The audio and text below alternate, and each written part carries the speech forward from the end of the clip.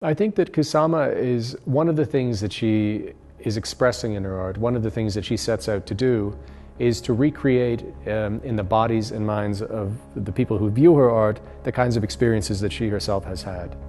So she is giving her movement towards creating a totally enclosed and immersive environment is best understood from this perspective. It's a logical development of her wish to communicate as clearly and profoundly and completely as possible what these experiences are like for her.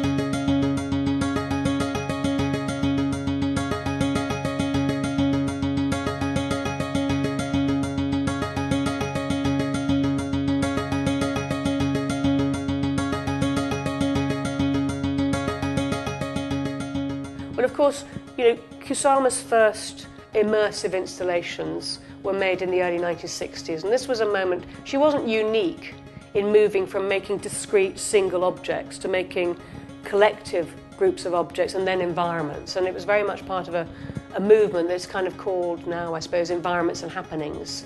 But for many artists, it came from the desire to entirely control the circumstances of the work of art, and therefore control and determine the response of the public to that art. And I think within Kusama that has a particular edge, because without kind of describing her completely as a control freak, she is somebody who really does want to determine the way we respond. And what she wants to do, in a way, I think, in her environments, is create for the viewer the kind of conditions that exist in her own head. Then in 1963, the first of a series of phallic boats that she's covered completely with stuffed fabric phalli, which she's enclosed in a dedicated room where photographic images of the boat have been repeated through the use of wallpaper. And this is, incidentally, her use of wallpaper anticipates that of Andy Warhol, who famously made cow wallpaper in 1966 by a good 3 years. So you could say that Kusama was already trending. I mean, this was a movement that was taking a sculpture off the pedestal and out of the traditional museological context and putting it into a kind of environment that she had purpose-built and created for the presentation of this work. So that when 2 years later she made her first mirror room, it was again a kind of logical development. The Phalli's Field, which we have here in Sao Paulo, is a work that where the spectator is immersed in kind of endlessly reflected space. There are mirrors on all sides of the room, and no matter where the spectator looks, he sees images of himself reflected to infinity. He's also standing in the middle of a field of polka dot covered fabric phalli.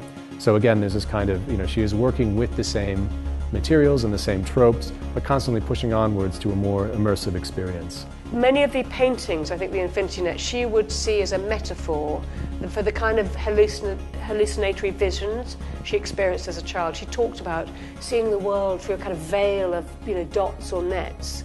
I'm not sure whether she really did that or not, but it's her way of kind of trying to describe the feeling of being lost or confused and dazed in a kind of environment.